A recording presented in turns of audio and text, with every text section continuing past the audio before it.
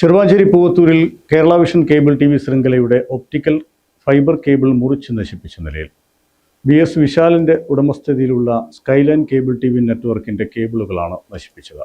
സാമൂഹ്യ വിരുദ്ധരാണ് ഇതിന് പിന്നിലെന്ന് വിശാൽ ആരോപിച്ചു. തിങ്കളാഴ്ച രാത്രിയാണ് സംഭവം. 10ഓളം ഇടങ്ങളിലാണ് കേബിൾ മുറിച്ച് നശിപ്പിച്ചത്. മുറിച്ച ഭാഗങ്ങൾ എടുത്തുകൊണ്ടുപോവുകയും ചെയ്തു. വാഹനത്തിന് മുകളിൽ കയറിയോ മറ്റോ ആണ് കേബിൾ മുറിച്ചതെന്നാണ് സംശയിക്കുന്നത്. 20,000-ഓളം രൂപയുടെ നഷ്ടം കണക്കാക്കുന്നതായും സാമൂഹ്യ വിരുദ്ധരാണ് സംഭവത്തിന് പിന്നിലെന്നും വിശാൽ പറഞ്ഞു.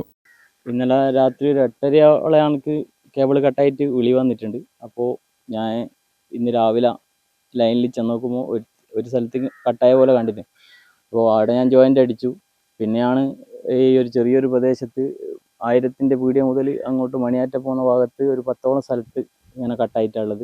ഇത് ഒരു വാഹനത്തിൽ കയറി നിന്നിട്ട് കട്ട് ചെയ്തതാണ്. അപ്പോൾ ഈ വയറിനെ പറ്റിയും ഇതിനെപ്പറ്റി ധാരണയുള്ള ആൾ തന്നെ ഇത് ചെയ്തതെന്നുള്ളതാണ് എൻ്റെ അഭിപ്രായം.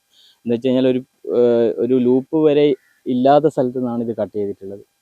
അപ്പോൾ പിന്നെ ഒരു സ്ഥലത്ത് വയറ് 2 ഭാഗത്ത് കട്ട് ചെയ്ത് ആ വയറ് പീസടക്കം കൊണ്ടുപോയി കളഞ്ഞിട്ടുണ്ട്. അപ്പോൾ ഇതിനെപ്പറ്റി ഒരു ധാരണയുള്ള ആളാണ് ഇത് ചെയ്തതെന്നുള്ളത് 100% ഉറപ്പാണ്.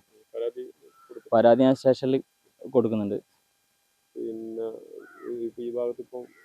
ഇപ്പൊ ഈ ഭാഗത്ത് സംരക്ഷണം നിലച്ചിട്ടുള്ളത് പൂർണ്ണമായിട്ട് ഒരു 10-100ഓളം വീട് നെറ്റും കേബിളും നിലച്ചിട്ടുള്ളത്.